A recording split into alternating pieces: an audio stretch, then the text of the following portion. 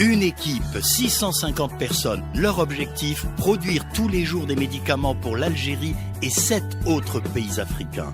Leur nom, le laboratoire pharmaceutique Mérinal. Plus d'informations sur www.mérinal.com. Pour Mérinal, votre confiance n'a pas de prix.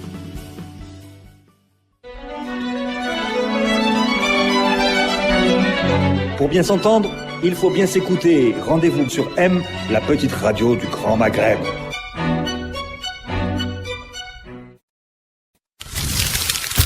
Radio M, le café presse politique.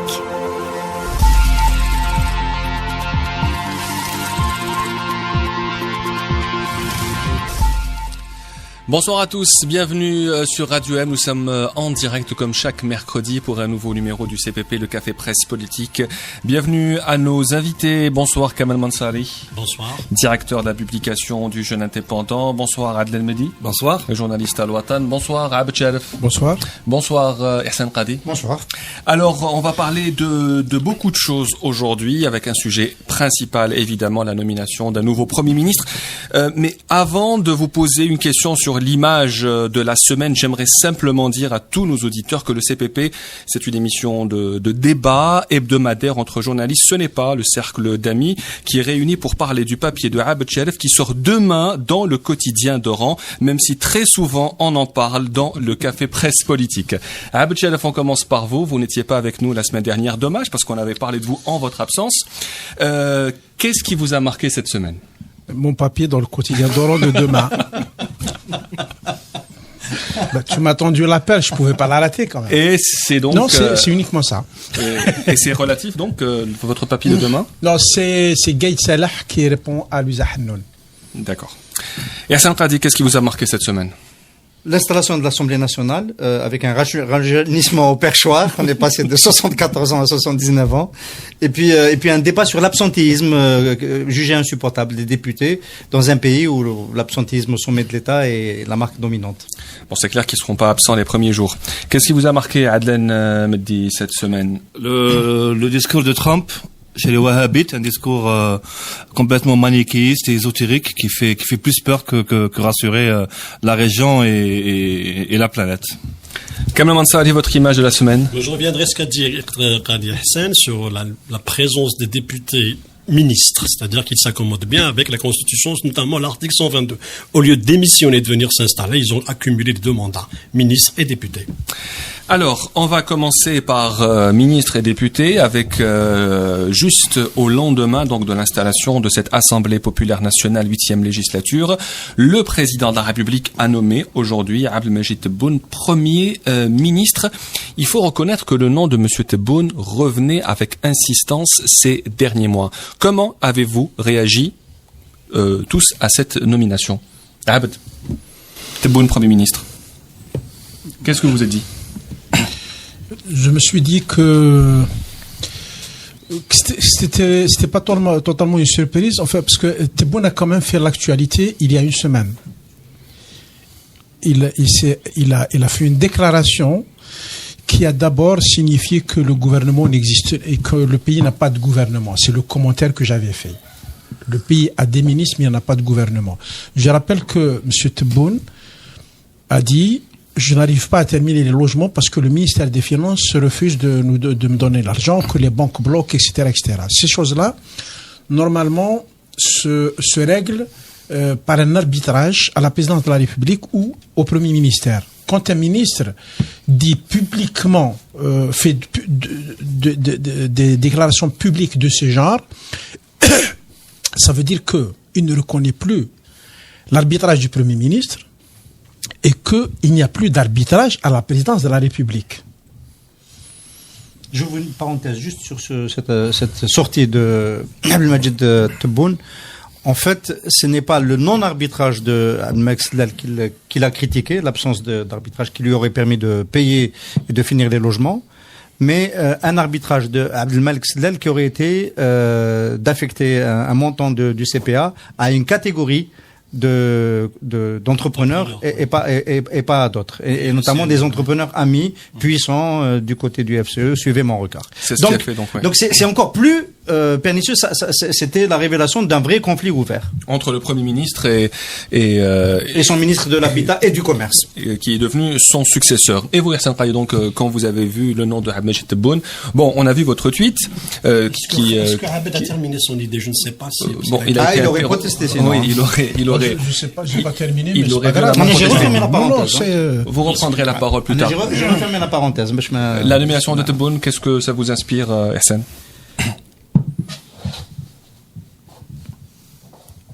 Alors, je suis partagé entre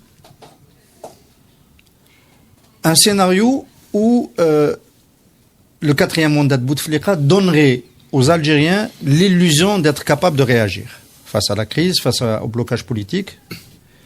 Ce scénario-là, ça aurait été de prendre une nouvelle tête, quelqu'un d'un peu plus jeune. Il y a des noms qui ont circulé, c'est Ahmed Ferrochi, Bedoui, Nourdine Bedoui, qui est générationnellement un peu plus jeune, pas réformateur pour autant, mais plus jeune. Donc, qui aurait pu entretenir l'illusion qu'il peut se passer quelque chose. Et puis, partager donc entre cette idée et puis l'idée qu'il vaut mieux finalement que le 4e mandat ressemble de bout en bout à ce qu'il est. C'est-à-dire à une incapacité complète, totale, de générer la moindre ouverture, la moindre possibilité de changement. Donc nous sommes dans ce scénario et finalement, en regardant un petit peu, je préfère encore que ce soit ce scénario-là, que les Algériens ne soient pas bernés. Il y a eu quelques épisodes où ils pensaient qu'il y avait des possibilités de mouvement, de réforme, de renouvellement. Là, le message est très clair, c'est la continuité complète et de ce point de vue-là, bon, nous sommes pas surpris. Donc pour vous, il vaut mieux être comme ça qu'avec de fausses apparences. C'est bien ça, avec la nomination de M. Tebboune. Kalman Sari. Moi, je constate que le président maintient sa ligne traditionnelle de désignation de Premier ministre en dehors des leaders des partis politiques. C'était ce qu'il faisait auparavant, avant 2011.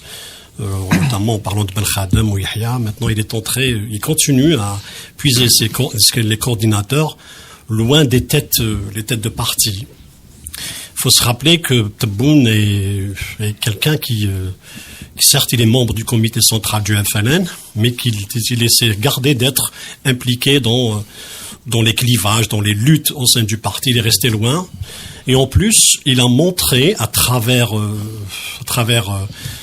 ses actions, que ce soit au ministère de l'Habitat ou au Commerce, qui fait partie de l'équipe restreinte, des gens restreints, des loyaux restreints que le président de la République, sur lesquels le chef de l'État peut compter, ou bien la présidence.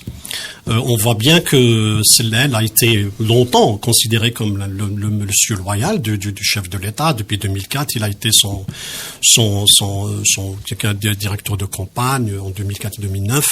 Et après, c'est pour ça qu'il et voilà 2014. Et actuellement, donc, on se rabat sur un autre type qu'on considère loyal, c'est-à-dire celui qui peut poursuivre le programme du président de la République dans le domaine de BTPH, ou bien la poursuite de la construction de la grande mosquée d'Alger, ou bien le projet d'ADL, ne peut être que Tebboune, parce que voilà, encore une fois, comme je l'ai dit, c'est quelqu'un sur lequel le président mettrait. Il n'a pas de président, il n'a pas d'ambition présidentielle, donc il n'y a pas de crainte. Donc 2019, il n'y a pas de cette ambition présidentielle. Et à mon sens, c'est le profil. Il répond au profil recherché, un monsieur loyal de l'administration centrale et qui ne gêne pas. Adel Medli, les équilibres sont maintenus, une logique est respectée avec la nomination de Abdelmajid Tebboune. Oui, c'est logique. Moi, j'ai deux observations. La première observation, et Qadi a parlé de la logique de complètement impossible, qui est celle du rajeunissement. C'est qu'on voit que le régime est en train de puiser dans ce qui lui reste dans ses réserves de cadres. Et on voit qu'il arrive, il arrive assez vite à ses limites. Et la deuxième des choses, c'est le questionnement, c'est à quoi devaient-elles servir les consultations de celles dont on a parlé la dernière fois? Ça, c'est une question aussi à poser. C'est qui va nous donner un schéma un peu bizarre pour la formation du gouvernement, un gouvernement qui va être formé dans une sorte de confusion. On a un premier ministre qui a commencé les consultations de manière complètement anticonstitutionnelle et bien avant la démission du gouvernement et l'installation d'APN. Et là, on a une démission, on a un déphasage que j'arrive pas à comprendre, et ça ça va nous faire encore un gouvernement de confusion, même si déjà on parle que le MPA et TEJ pourraient rejoindre le gouvernement. Ça va être un gouvernement qui sera né dans la confusion, encore une fois. Alors, le profil, le choix de Abdelmajid Tebboune, pourquoi ce choix? Il y a beaucoup de gens qui s'interrogent, les milieux économiques, les instances internationales peuvent aussi savoir si c'est l'homme de la rigueur, de l'austérité, ou est-ce que c'est un Sellel bis? Qu'est-ce que vous en pensez, Abed, sur le milieu économique? Est-ce que ce sera l'homme de la rigueur, alors que maintenant, M. Tebboune, jusqu'à aujourd'hui, dirigeait un secteur stratégique, celui qui se disait échapper à la rigueur du gouvernement, l'habitat? Je vais quand même dire ce que je voulais dire tout à l'heure. Ça va peut-être répondre à cette question. Si tu veux, la nomination de M. Tebboune, c'est un partage entre un soulagement, le soulagement de voir M. Sellel partir parce que c'est pas possible, et la déception de voir que finalement on puise dans le même profil. Et j'ai envie de dire que on a remplacé un mauvais Wali des années 70 par un Wali assez bon des années 70 du siècle passé. Monsieur Tebboune est un homme de la dépense. C'est quelqu'un qui a des budgets qu'il dépense. Prévoir, bien gérer, mobiliser l'épargne des citoyens, on peut contracter des emprunts, faire jouer les mécanismes économiques, c'est une chose qu'il ne sait pas faire. Il sait ordonner, donner des instructions ou interdire, comme il a fait au commerce. Je parlais tout à l'heure on a parlé il y a un mois de l'interdiction de l'importation de la viande congelée. Pourquoi on a pris cette décision vraiment bête? Aujourd'hui, on a annoncé la levée de cette interdiction. Donc voilà, c'est quelqu'un qui ordonne, qui décide, mais c'est quelqu'un qui n'a aucune notion du fonctionnement moderne, des mécanismes économiques, des mécanismes de financement, etc. Et voilà, on est encore dans les années 70 du siècle passé. Ce n'est pas l'homme de la situation. Est-ce qu'il sera l'homme de la rigueur? Est-ce qu'il a un plan, des réformes économiques au moment où la crise bat son plein en Algérie, Hassan? À mon avis, le logiciel qui est rentré en action face à la baisse du prix du pétrole, ce qu'on appelle le contre-choc pétrolier, est un logiciel qui va être poursuivi et aggravé. Enfin, il va tourner à plein régime avec Tebboune aux commandes. Tebboune, c'est d'un côté la dépense publique est. En fait, je peux résumer Tebboune dans son secteur. Enfin, c'est une anecdote qui peut résumer un petit peu quel est le personnage. Dans sa vision de modernisation du secteur de l'habitat, M. Abdelmajid Tebboune a préconisé l'industrialisation de la production des logements, c'est-à-dire avoir de la rentabilité, du rendement en préfabriquant et en industrialisant le process. Excellente idée. Qu'est-ce qu'il fait? Il construit trois joint ventures entre des entreprises publiques de réalisation et des partenaires étrangers. Sauf que ces JV n'arrivent jamais à fonctionner parce que le partenaire algérien n'est pas outillé, même en termes de management, ne peut pas aller dans une JV. Et donc, on n'a jamais les panneaux, on n'a jamais les appartements préfabriqués et on n'a jamais cette accélération de la productivité dans la production des logements. Ce qui est le fait de groupes intégrés, privés, qui savent le faire eux parce qu'ils sont maîtres de leurs décisions, etc. Peut-être qu'il aurait mieux fait d'accélérer ces JV avec le secteur privé, de faire en sorte qu'on fasse un saut qualitatif et qu'on produise du logement rapidement. Je fais son bilan dans son secteur pour dire quel type d'intervention c'est. Il pense que c'est avec le secteur public qu'il va rattraper le gap et qu'il va diversifier l'offre de services et de biens en Algérie. On est mal parti. Et son bilan dans son secteur, est-ce qu'il est positif ou négatif? Il faut demander aux acteurs du secteur. Les acteurs du secteur disent il nous a évincés. Il est dans le même fonctionnement que le président Bouteflika quand le président Bouteflika fonctionnait. Il pense que quand il décide, les choses vont se faire. Et il est étonné que les choses ne se fassent pas. L'exemple qu'a cité Ihsan, bon, techniquement, c'est quelque chose d'assez banal dans la concrétisation, mais il y a des procédures, il y a une mise en œuvre, il y a un aspect légal, un aspect financement, un aspect juridique, il y a un recrutement, il y a une formation des gens, il y a des choses à mettre en place. Et eux, ce type de gens pensent que à partir du moment où ils ont décidé, les choses vont se faire d'elles-mêmes. Et parfois, ils sont sincèrement étonnés qu'elles ne se fassent pas. Et pour ce qui est de son bilan, les logements ADL 2002, est-ce qu'ils ont eu leur logement, les gens ADL 2002? Pas encore, donc il y a de la marge. Hein. Est-ce que c'est l'homme de la rigueur, selon vous? Est-ce qu'il va appliquer la rigueur dans la gestion économique de ces dossiers aujourd'hui? Nous savons pertinemment que Tebboune va encore une fois, comme son prédécesseur, appliquer le programme du président de la République. Maintenant, quand on parle d'un chantier particulier, mais je pense que, contrairement à ce que dit je pense que le secteur sur lequel va justement axer le président de la République, enfin, bien Tebboune, c'est bien le secteur du BTPH. C'est là où il va essayer parce qu'il n'y a pas d'autre. Il n'y a rien d'autre. Un secteur qui va mal aujourd'hui. C'est-à-dire, oui, on voit bien. Il y a eu un problème au sein du gouvernement. C'était un manque de discipline flagrant. Bon, Sellel a été pénalisé par la crise pétrolière. Maintenant, il pouvait pas instaurer une discipline entre ses ministres. Bon, c'est peut-être que Tebboune, son corps défendant, n'a pas eu les moyens qu'il souhaitait parce que le coordinateur n'agissait pas aux fonctions des objectifs fixés. Donc, il s'est retrouvé lui-même piégé par cet état de fait qui est le gouvernement de non-gouvernement. On a un gouvernement mais qui n'existe pas réellement. Chacun fait ce qu'il veut. On l'a toujours dit que chaque ministre était lui-même un gouvernement.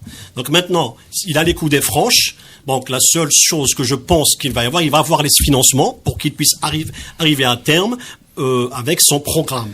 Mais il faut laisser l'homme faire. Bien évidemment, je ne peux pas prédire est-ce qu'il va réussir ou pas, est-ce qu'il aura les moyens de sa politique. Je pense que le seul secteur, parce que c'est le seul secteur qui pourrait préparer le 4, le 5e ou bien le 2019, c'est le Front social. Quand on arrive à terre la fronde sociale sur ce terrain-là, surtout, eh bien, on a entendu déjà les entrepreneurs du BTPH qui se plaignaient. Déjà, c'est dangereux.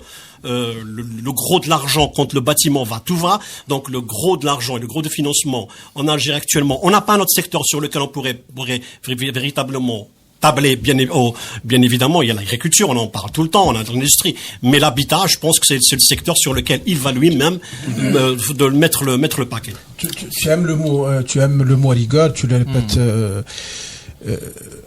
Ce que va faire dans un gouvernement, le gouvernement actuel, le dernier gouvernement de M. Sellel, traditionnellement dans tout gouvernement, le ministre qui prêche la rigueur, c'est le ministre des Finances. Or, M. Tebboune a déclaré la guerre au ministre des Finances actuel. Donc, ça suppose que les jours de M. Babahami sont comptés si c'est M. Tebboune qui forme le gouvernement. S'il a son mot à dire. Donc, ça nous ramène à quoi? Ça nous ramène à situer ce gouvernement dans son contexte général. Parler, est-ce qu'il va aller vers la rigueur? La rigueur, il est obligé d'y aller, il n'a pas d'argent. Il ne peut aller que vers la rigueur. Donc, comment il va y aller? Comment il va faire les arbitrages? S'il met encore de l'argent dans les BTP, ça veut dire qu'il va en enlever ailleurs. Est-ce que, en étant Premier ministre, il va pas avoir un autre regard sur les équilibres nécessaires? Et puis, on a un environnement international. Il y a une Tunisie à côté qui est en train de bouillonner. Il y a une Europe qui est en face, qui regarde le pays d'une certaine manière. Il doit tenir compte de tout ça.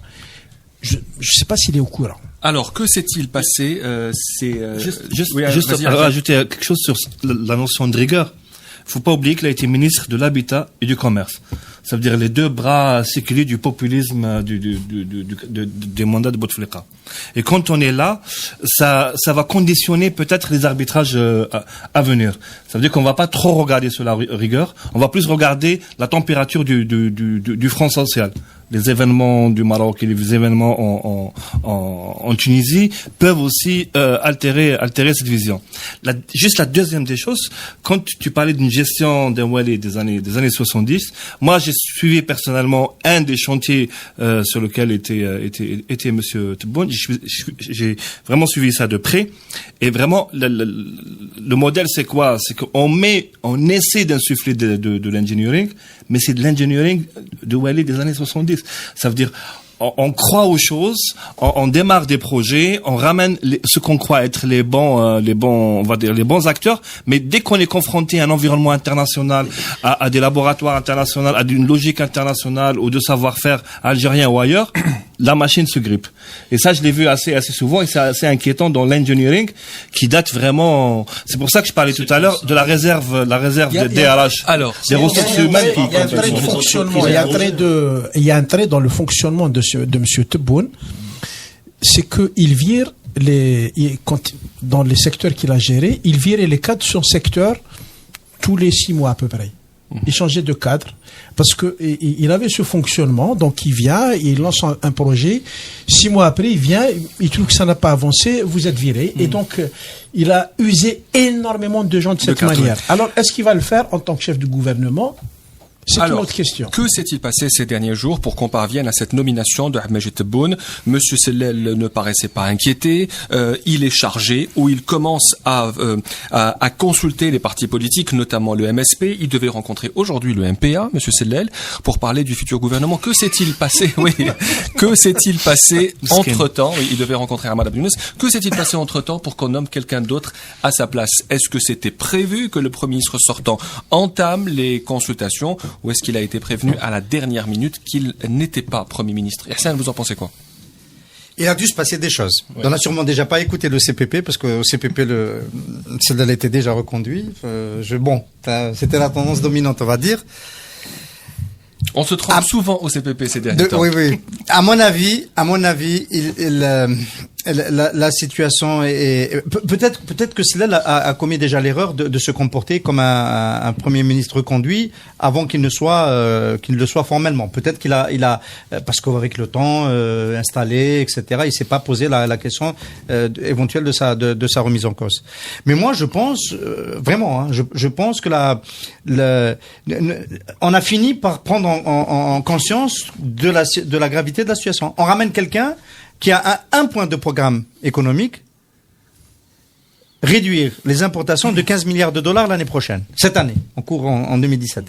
Voilà, c'est quelqu'un qui les rassure de ce point de vue-là. Bon, en attendant une politique de l'offre, de diversification, etc., qui permettent de relancer la machine économique, ce que, évidemment, nous sommes tous d'accord à peu près ici, que Tebboune ne sait pas le faire. Mais en attendant cela, on a quelqu'un qui va resserrer et qui va savoir parler de manière, entre guillemets, un peu populiste au peuple quand il sera mécontent. Voilà. Ou Yahya, je sais pas. Ou Yahya n'applique pas les feuilles de route Tawa. Il applique les feuilles de route des autres, donc on ne sait pas très bien ce qu'il pense.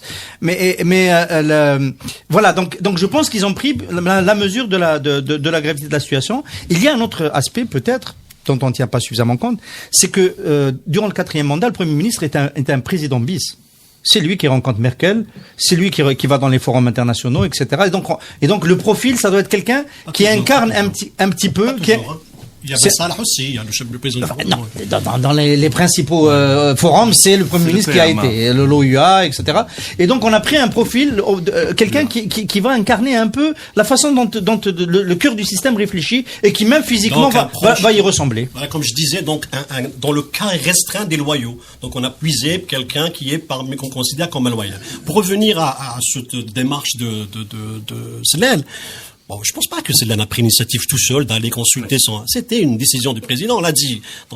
La presse disait que c'est le président qui l'a envoyé au charbon pour discuter avec la presse. Il peut pas, moi je ne crois pas que selon vous, à ce moment-là, le président, pour lui, c'était une façon de reconduire Sellel, ou est-ce qu'il avait déjà pris la décision de ne pas le reconduire et de laisser donc mener des consultations? Le résultat le dit, nous l'explique, c'est-à-dire il l'a laissé probablement, mais l'ambition était peut-être, bon, comment on savait que le MSP n'allait pas rejoindre le gouvernement, ça a changé la donne, donc il fallait changer tout. Donc c'est probablement, moi j'ai dit que le MSP n'allait pas intégrer.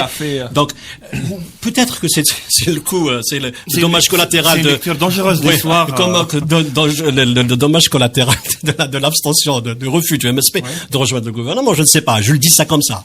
Mais ce que je sais que la démarche de Sellel ne peut être une initiative solitaire, seule. Donc c'est le président qui l'a. Le MSP qui, selon Abed Chelef, a décroché le label officiel d'opposant donc à ce gouvernement. Abed Chelef, quelle est votre lecture des événements de ces 48-72 heures que le Premier ministre commence des consultations puis se voit virer? Je pense qu'il y a des séquences différentes. Il y a une première séquence, là je fais une lecture personnelle qui visait à pousser le MSP à une position qui est précise. Et on a noté, moi il y a un détail qui m'a frappé dans l'histoire du MSP, c'est que à la veille du vote du comité consultatif, une information est sortie, chez Qadi Hassan, sur le Think Tank Post, disant que le fils de Bougra Soltani a été condamné à une peine de prison pour détention d'héroïne. Donc, il y a eu une action délibérée pour conforter Mokri et pour organiser une espèce de show du MSP et conforter Mokri pour qu'il aille dans cette direction-là. Et Sellel a joué un rôle clé. Donc, cette séquence n'était pas liée à la formation du gouvernement. C'était une première séquence. Le deuxième élément, c'est les ambitions de M. Sellel. M. Sellel commençait à penser à l'idée, en se rasant le matin, il pensait à devenir président. Alors qu'on le présentait toujours comme l'homme sans ambition. C'est qui on on voit ce que c'est, il est allé dans les forums, il a accueilli les chefs d'État, il a trouvé que finalement il pouvait le faire, il pouvait même inviter Madame Samia à danser. Donc il a découvert une ambition. C'est une chose dont il faut tenir compte. Et ensuite, il y a cette débandade dans un pays. Nous sommes dans un pays, alors là c'est le côté pour moi le plus important et le plus inquiétant. Il n'y a plus de pouvoir. Et il n'y a plus de centre d'arbitrage dans le pays. Il n'y a plus de gouvernement. Il n'y avait plus de gouvernement. Monsieur Tebboune l'a montré. Il attaque le Premier ministre, il attaque le ministre des Finances, Ali Haddad attaque le ministre. Il faut aussi lire le document de Ali Haddad à propos du promesse non tenue. C'est un désaveu pour le président de ce désaveu. Et donc, si tu veux, il y a un pouvoir, il y a des comment dire ça de manière précise, il y a des cercles qui se sont emparés de bouts de pouvoir et qui essayent d'en tirer profit. Mais il n'y a plus de pouvoir d'arbitrage. Et cette situation-là m'amène alors moi à dire que dans la prochaine étape, pour les gens qui veulent reconstruire le pays, la première chose à faire, c'est de reconstruire le pouvoir. D'arbitrage surtout. Reconstruire le pouvoir. Il faut qu'il y ait un pouvoir. Et là, M. Tebboune vient, il va pallier ce qui est le plus flagrant dans les dysfonctionnements. Mais il n'apporte pas de solution. Donc finalement, il y a aussi le fait que... Juste pour revenir sur la question du délitement du pouvoir, on avait un pouvoir bipolaire qui était la présidence de la République et l'appareil militaro-sécuritaire. On a passé 4 ans à taper sur l'appareil sécuritaire militaire pour le profit d'un des pôles. Bon, l'appareil par une certaine magie est devenu une coordination, etc., un peu souterraine. On ne comprend pas très bien ce qui se passe. Et du côté de la présidence, on a la pyramide inversée et dans la tête est le président de la République qui est complètement inopérant. Donc on a les deux pôles qui n'existent plus presque, et on a aussi ce qu'on appelle Khaymet Sheikh, ça veut dire le dernier recours d'arbitrage où on part les décideurs du moment, comme disait Rachid Benirès, on pouvait aller les voir pour parler, pour discuter, pour essayer d'aplanir ces choses-là. Ben on voit ça sur les médias, on voit les bagarres sur les médias. C'est pour ça que je disais tout à l'heure que ce gouvernement va être créé et sera très intéressant parce que ce sera une lecture de la confusion. Il va nous expliquer beaucoup la confusion qui est à l'intérieur. Et rappelez-vous que nous avons lu il y a 2-3 jours que M. Chakib Khalil posait des conditions pour intégrer le gouvernement, pour revenir au gouvernement ou être Premier ministre. Il posait ces conditions. L'état de délabrement, l'état de délabrement, de délabrement institutionnel est accompagné d'un délabrement moral qui est extrêmement grave. Alors nous, en tant que journalistes, on s'intéresse souvent au sort de notre ministre de tutelle, mais on va d'abord parler du cas Bouchouareb, Abdeslam Bouchouareb, présenté que depuis plusieurs mois, voire plusieurs années, comme un éventuel Premier ministre. Où en est Abdeslam Bouchouareb, selon vous, dans ce nouveau recadrage, dans cette nouvelle nomination et dans le futur gouvernement qui prendra place? On forme le gouvernement, là, le CPP forme le nouveau gouvernement? D'abord, le cas Bouchouareb. On s'est trompé souvent ces derniers temps, on va pas aller jusqu'à former le gouvernement, mais concernant le cas Bouchouareb, qu'est-ce qu'on Moi, j'ai un nom pour le gouvernement, le vice-ministre de la Défense. Ça, je garde le scoop. Et il fait partie de l'actuel gouvernement? Mais il sera Gaïd Salah, de toute façon. Oui, voilà. Voilà, c'est ça le scoop. Non, je pense que trop c'est trop. Il est arrivé un moment où l'affairisme échevelé et débordant de M. Abdeslam Bouchouareb a incommodé, y compris ses propres amis. Au sein du gouvernement et peut-être même Saïd Bouteflika à la présidence, parce que on se connaît depuis longtemps, on est amis, tu peux faire du business parce que tu es mon ami, mais à un moment donné ça déborde tellement que tu vas me porter préjudice. Bouchouareb n'avait plus de limites ces derniers temps. La dernière affaire, je n'invente rien, je suis pas en train d'en parler comme ça parce qu'il risque de tomber, on en a toujours parlé comme ça ici au CPP. La dernière affaire, c'est celle qui a été Zerouati, qui a été révélée par Zerouati, le président de la JSS, qui est grand entrepreneur à l'ouest et au sud-ouest à Béchar, et qui nous fait savoir que des pots de vin immenses ont été versés pour pouvoir obtenir la réalisation de surfaces, de plateformes pour le fameux marché des zones industrielles, et que ça ne peut pas continuer comme ça. On a parlé de 1000 milliards de dinars de surfacturation. Et ça allait directement, ça ciblait Bouchouareb. Conséquence, le dernier acte politique de M. Sellal, s'il ne devient pas candidat à la présidentielle, le dernier acte politique, ça a été de retirer ce dossier de l'ANIREF et de le prendre, l'ANIREF sous tutelle donc de M. Bouchouareb, et de le reprendre directement à la présidence du gouvernement, enfin au Premier ministère. Ce qui clairement veut dire qu'il y avait un problème avec Bouchouareb là aussi. Donc ce qui explique le choix de Tebboune, quelqu'un sur qui ne se concentrent pas les rancœurs. Donc on a Bouchouareb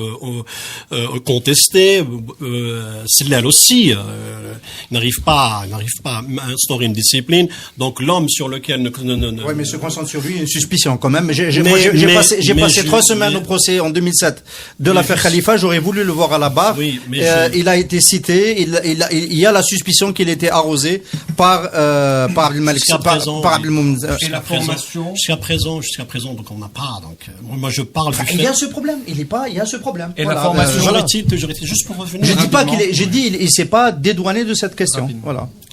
La formation du gouvernement, selon le CPP, revient dans un tout petit moment. Restez avec nous.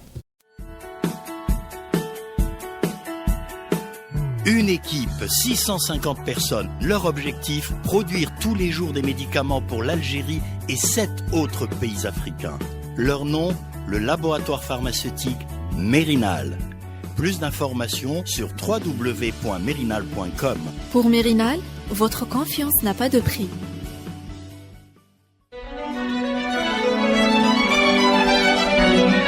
Pour bien s'entendre, il faut bien s'écouter. Rendez-vous sur M, la petite radio du Grand Maghreb.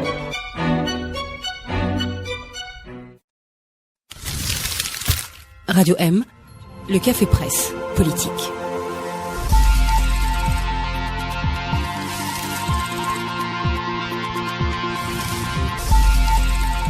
Bienvenue à la deuxième partie du CPP. On va toujours parler de ce qui vient de se passer aujourd'hui avec la nomination d'un nouveau Premier ministre, Majid Tebboune. On va essayer de terminer ce chapitre et voir à quoi pourrait ressembler le futur gouvernement algérien. C'est un gouvernement qui est appelé à faire face à beaucoup de défis, surtout politiques, économiques, régionaux. Vous avez parlé de ce qui se passe chez nos voisins, notamment maliens, Tunisie. Pourquoi pas la relation avec le Maroc. À quoi pourrait ressembler le gouvernement de M. Tebboune, comme vous avez dit, si toutefois le Premier ministre participe à la formation de son gouvernement? Je pense que dans cette histoire, l'équation est inversée. Une des priorités du moment pour le pouvoir, de mon point de vue, c'est de donner un peu de vie à la réforme de la Constitution adoptée l'an dernier. Et donc, d'avoir un Parlement qui a un minimum de crédibilité. On va avoir le Parti des travailleurs, le FFS, on va avoir peut-être le MSP. Et donc le RCD, tu peux le citer par le RCD. Donc ça fait un certain nombre de voix qui vont capter, du moins capter ou faire semblant ou essayer de capter la contestation, l'opposition et les points de vue contraires, mais c'est un parlement qui n'aura aucun pouvoir. Et donc c'est dans cette logique-là que va être créé le gouvernement. Donc, à contrario, le gouvernement va rassembler les cercles qui sont connus, donc FLN, RND, MPA. Voilà, si je peux me permettre, le gouvernement a un sandwich frites omelette, RND, FLN. Ils aident mayonnaise, ketchup, etc. Un peu de Hama, un peu de RND, un peu de MPA, un peu de, etc. Donc ça va faire un joli sandwich. Donc de ce côté-là, il n'y a pas de problème. Il n'y a pas de problème de majorité gouvernementale. Il y a un problème d'indigestion. Ce que je note, c'est quand même que la Constitution prévoit que le président de la République nomme Premier ministre après consultation donc de la majorité parlementaire. Le détail c'est la seule fausse note que j'arrive pas à comprendre. Donc dans une première séquence, c'est l'aile consulte, donc on peut considérer que c'est une consultation. Et ensuite, c'est pas lui qui fait le gouvernement.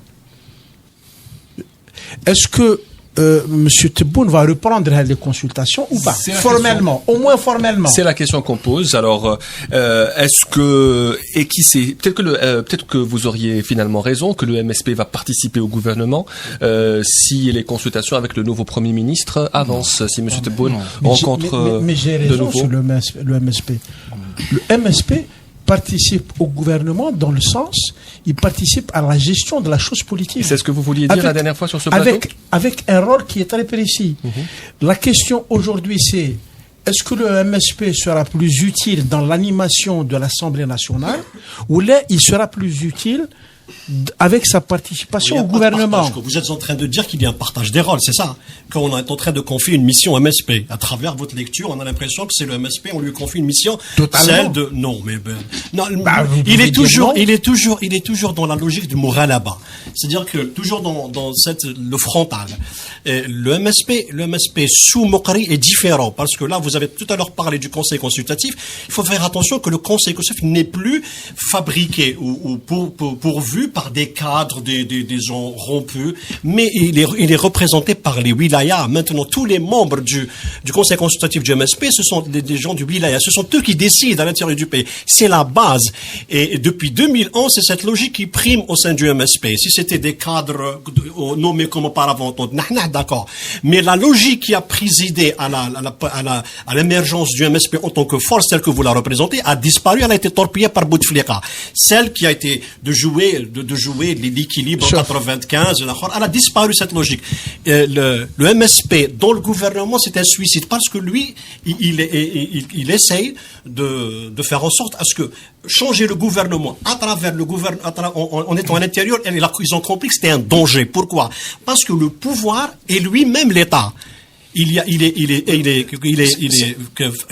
greffé à l'État. C'est ça le problème. Donc, il y a un risque. La seule chose qui reste au MSP, c'est de jouer au niveau de la base. Mais participer au sein du gouvernement, non. C'est vrai qu'ils vont rester. Le Parlement représente pour eux un couloir ou bien un environnement institutionnel pour montrer qu'ils respectent les institutions, mais ils sont pas là pour jouer un rôle au profit du pouvoir. C'est une méconnaissance totale de l'histoire du MSP. Moi, je la suis comme ça. Donc, vous avez. Si je peux dire un mot, moi j'ai vécu un moment. J'ai vécu un moment de l'histoire du pays. J'ai vu M. Mahfoud Nahnah participer à l'élection présidentielle de 1995. 95, il participe aux élections. 99, On lui dit, tu ne participes pas aux élections et tu soutiens le pouvoir. C'est ça ce que Point je dis. barre. La logique qui présidait à l'émergence du a disparu, a été Pourquoi torpillée la- par Bouteflika. pourquoi Les pourquoi la- acteurs qui ont créé cette atmosphère ne le sont plus. C'était Pourquoi quoi la question, monsieur le... Non, La question, non, c'était non, quand pas même. du tout à base de MSP. Le MSP est revenu comme ça. La question était de savoir si le futur gouvernement, auquel maintenant c'est clair que le MSP n'en fera pas partie, est-ce que dans le C'est pas futur clair. gouvernement, C'est pas clair. que le MSP ne fera pas partie? La donne a changé. On va prendre une hypothèse très simple. Et si M. Sellan n'a pas été reconduit parce qu'il n'a pas réussi à convaincre le MSP de faire partie du gouvernement, c'est une hypothèse de travail primaire. Ouais. Mais on peut la prendre en considération. Et donc, c'est pas joué. On ne sait pas comment. Il y a une séquence qui s'est terminée avec la nomination de M. Tebboune. Il y a une nouvelle séquence qui commence avec de nouvelles données. On va voir ce que ça donne. Tout à l'heure, j'ai dit que ça pouvait être un dommage collatéral, le refus, c'est le fait que Sellal soit, exclu, ne soit pas reconduit, c'était la conséquence. Mais il faut revenir à la philosophie primée, défendue par Mokri lui-même. C'est le refus d'être associé à la gestion de la catastrophe, comme ils le disent. Ils veulent pas faire partie de cette catastrophe. Ils disent que nous voulons rester. Je crois que c'est un aspect que effectivement on a peut-être tendance à sous-estimer. Dans Mokri est un homme politique qui a changé la donne. C'est très important. Il a un courant, il est puissant. Il y avait un membre un participant au CPP la semaine dernière qui a assisté aux délibérations. Et il a dit, il n'y a pas de courant Bougra versus courant Mokri. C'est Mokri qui est le patron du parti et il l'a largement démontré. Et pour ce qui est du futur gouvernement Adlen, est-ce qu'on peut s'attendre à un gouvernement avec un cachet Tebboune? Est-ce qu'on peut s'attendre à de grands changements par rapport au gouvernement sortant? Au risque de reprendre encore Abed Sharaf, ça sera un gouvernement du 4e mandat. Ça veut dire on va rester dans les mêmes logiques. Ou pas? On va rester exactement dans les mêmes logiques. Il faut regarder quelles sont les priorités. Les priorités, elles sont très claires. On a des priorités sécuritaires. Donc, l'appareil sécuritaire, l'armée, les services, tout le budget qui va là. C'est quelque chose d'assez fixe. C'est des entrées fixes d'argent. On a le côté social. Donc ça sera pas touché, même s'il y a de certaines rigueurs, même s'il y a un discours autour de ça, qu'on prépare l'opinion par rapport à ça. Le reste, on va construire, l'illusion d'un gouvernement d'ouverture, comme on a très bien construit une illusion d'un parlement multiple avec une opposition qui a joué la partition de manière incroyable. Je suis désolé pour le RCD, le FFS et le MSP, mais quand je vois les réactions des partis de l'opposition et leurs premières déclarations à la première journée du Parlement, notre rôle est de faire connaître à l'opinion publique les projets de loi. C'est ça un parti politique dans ce pays. C'est le RCD ose dire ça. Je pense que la première urgence. La régression politique, effectivement. Ersal a commencé, vas-y. Non, moi je voulais juste dire, moi je pense pas que ce soit les premières urgences ne sont pas d'ordre sécuritaire. Moi l'homme politique la situation et la nomination de Tebboune me font penser à l'arrivée de Bled Abdeslam après la mort du président, l'assassinat du président Boudiaf. C'est-à-dire que en fait c'est un ministre qui serait tenté de faire l'économie de guerre. C'est un ministre qui a comme première urgence l'urgence économique. Parce que ça va mal, parce que c'est lui qui tient le discours le plus, il va plus loin que ce qu'aurait pu dire Yahya, etc. Et je pense que dans le logiciel du pouvoir, on s'est dit, plutôt que de le faire à un moment où on est à 10 milliards de dollars de réserve de change, on est encore un peu au-dessus des 100 milliards, peut-être plus, mais on est encore à 100 milliards, c'est le moment de resserrer les boulons. Donc, sur la feuille de route de Tebboune, c'est d'abord l'urgence économique. D'ailleurs, le personnage n'a pas les outils pour aller plus loin. Alors, comment on fait une politique d'hyper-austérité, style économie de guerre, etc. Il y a deux manières. La manière consensus national, on convainc tout le monde d'opposition parce que c'est ça qu'il faut faire. Et ça, je pense que c'est pas possible sous le 4e mandat parce que il y a trop de choses à assumer. Notamment la corruption, notamment Cheikh Ibrahim, notamment. Et donc, des partis politiques raisonnables ne vont pas dans le gouvernement. Et l'autre manière d'assumer ce type de programme, c'est d'y aller mollo, c'est d'y aller franco, c'est-à-dire de dire ça passe comme ça, c'est comme ça que ça va se passer, avec un appareil sécuritaire qui va soutenir l'effort de l'austérité. Et je pense que le profil de Tebboune correspond de manière très autoritaire à cette feuille de route. Je parlais pas des priorités des urgences de Tebboune. Hein. Je parlais des urgences pour le pouvoir en général. Tebboune ne sera pas ministre de la Défense à la place de Bouteflika. Économie de guerre, vous êtes d'accord? Non. On est dans un autre monde. Le pays avait une fenêtre de tir il y a 3 ans, 4 ans. C'était possible de faire les grands virages quand il y avait l'aisance financière. Aujourd'hui, le gouvernement Tebboune va s'installer dans les impératifs de fonctionnement. C'est pas quelqu'un qui a des projets ou un cap où il veut aller. Il va être pris dans l'actualité et gérer l'actualité au jour le jour. Émeute, crise, il y a un scandale qui sort dans la presse, il y a une pénurie avec le produit. Il va essayer de gérer ça au mieux. Maintenant, il y a une question il faudra se poser une question. C'est des amis de Ihsan, entre autres. La task force, qu'est-ce qu'elle est devenue en fait? Elle a proposé un plan de. Tu te rends compte qu'on nous a vendu l'idée que M. Sellel avait un nouveau modèle économique et qu'il y avait une task force qui allait théoriser pour ça. Avec M. Tebboune, on va revivre la même histoire. Non, il a raison. Dans 2 ans, on va aller à la présidentielle. Comment? Donc, et là, c'est à mon avis le point fondamental. Quelle va être la feuille de route de M. Tebboune pour aller tranquillement à la prochaine présidentielle? Là, c'est la vraie question. Il y a 3 chantiers qui sont suicidaires, en fait. Essayer d'incarner la réforme constitutionnelle dans les institutions concrètes et qui sont en pleine confusion. On a vu l'opposition qui essaie de jouer le Parlement qui va être un Parlement avec des prérogatives, etc. C'est quelque chose de complètement illusoire et à côté de la plaque. La deuxième des choses, c'est cette rigueur économique qu'il faut construire et tout. On n'a pas les moyens d'ingénierie, on n'a pas le temps, on est coincé par le temps. Et la troisième priorité, donc, incarner la réforme constitutionnelle qui est le grand chantier de Bouteflika, la rigueur, on peut pas, parce qu'on a la demande sociale, on a trop peur de la rue, donc on va pas aller jusqu'au bout.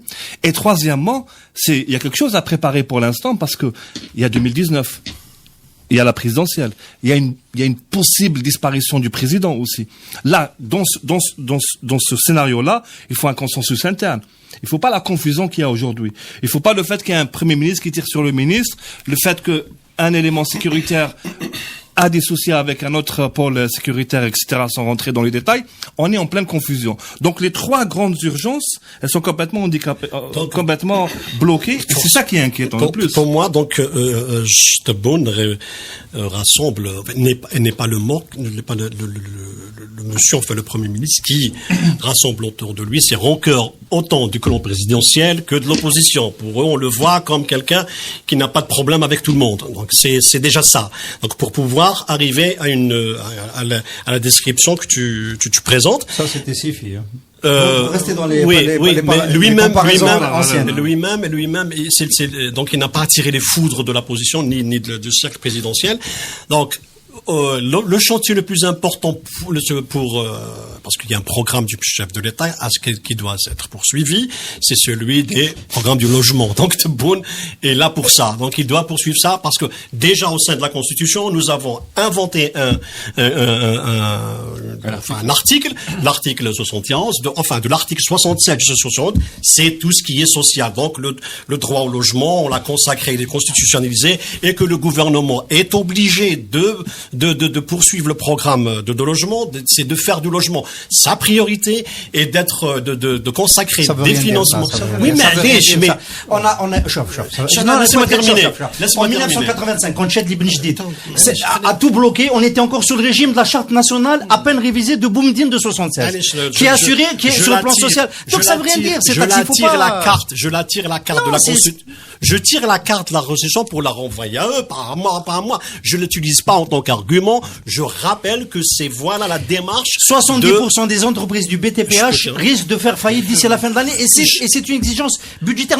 Si on est dans une situation de c'est ce que j'ai dit tout à l'heure. J'ai dit que le secteur de la BTPH peut bénéficier d'un soin particulier sous On n'en sait rien. On n'en sait rien. Sinon, le programme du chef de l'État va aller, c'est-à-dire on prépare mal 2019. On n'en sait rien. Si on ne met pas le paquet, donc on est en train de mal préparer 2019. C'est le seul secteur sur lequel il n'y a même pas un institut de sondage en Algérie pour demander aux Algériens quel est leur plus grande attente, leur premier besoin en 2017. Est-ce que c'est canaliser les prix, est-ce que c'est préserver l'emploi? On est en train ou de est-ce que dire c'est que avoir les un logement logements de gratuit? 2002 On n'a n'ont pas pas été livrés. on n'a même pas cela. Donc on peut pas savoir. C'est pas possible. Le problème de logement de 2002 n'a pas été encore réglé. J'ai parlé à un entrepreneur étranger qui avait de très grands projets avec le ministère de l'Habitat, avec le public, etc.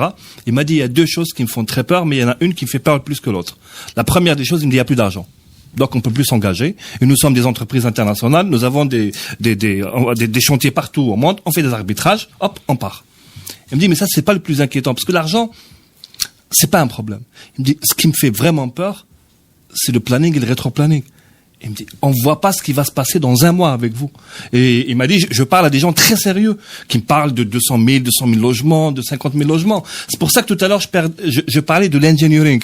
Un engineering que jusqu'à présent, je réinsiste exprès sur cette question.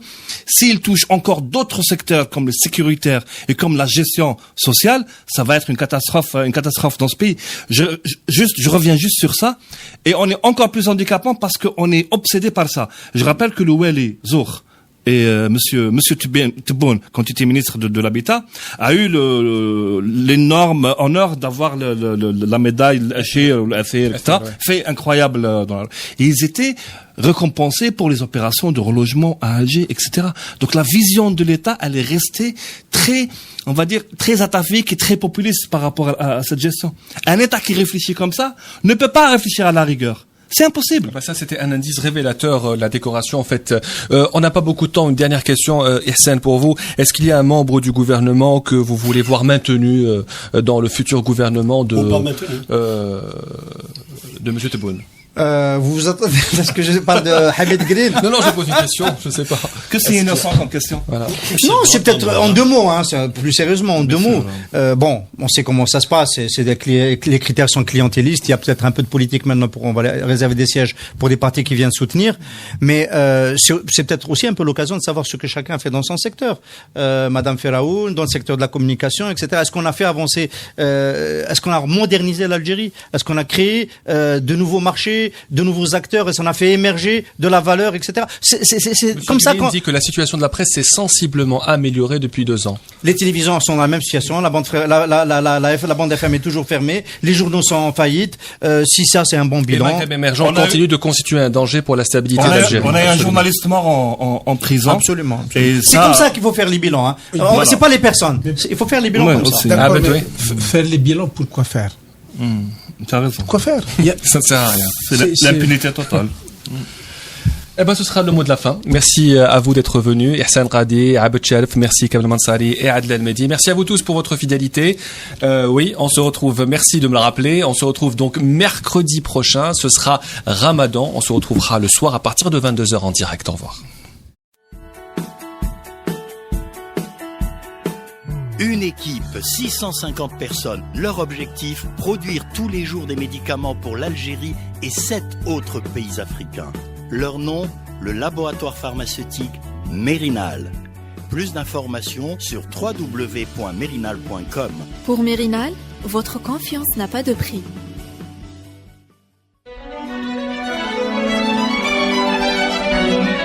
Pour bien s'entendre, il faut bien s'écouter. Rendez-vous sur M, la petite radio du Grand Maghreb.